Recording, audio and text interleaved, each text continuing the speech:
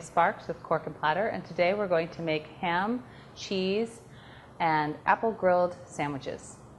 We're going to start with sourdough bread, and we're going to put on a little mayonnaise with garlic.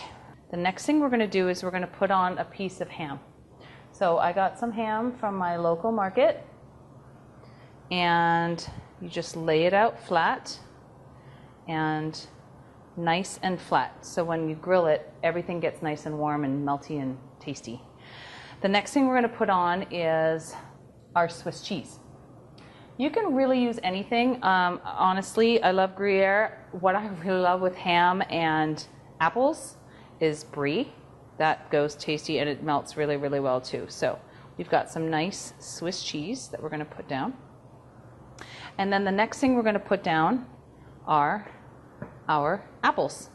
Now you can peel your apples if you want. I just love to get all the nutrients out of all my foods, so I like to leave the skin on.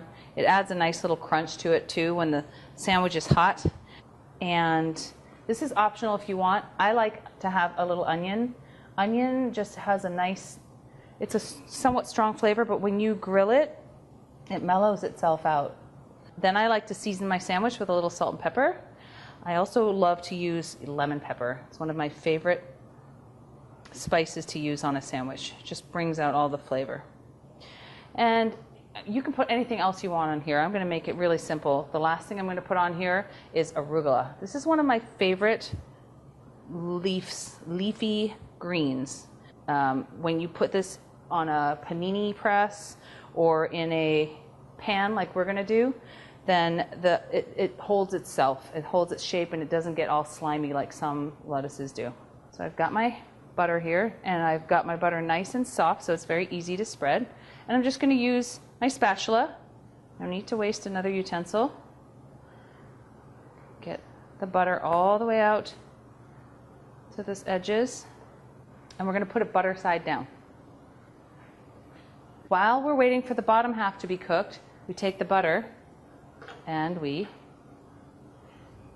spread it on the top half. Here we go. Oh boy. And bam. Look at that. You guys see that? It's beautiful.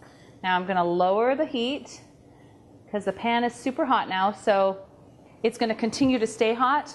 We don't want it to overheat and then burn the bottom of the bread. And we've got most of the components are nice and hot now, and it's just the finishing touches on the bottom of the bread. Cheese is melted.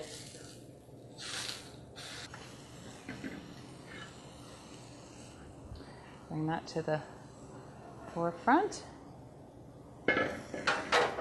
Let's cut this bad boy open and see how it looks. There we go. You see the bits of cheese starting to melt? Oh, that's really good. And that's how you make ham, cheese, and apple grilled sandwiches.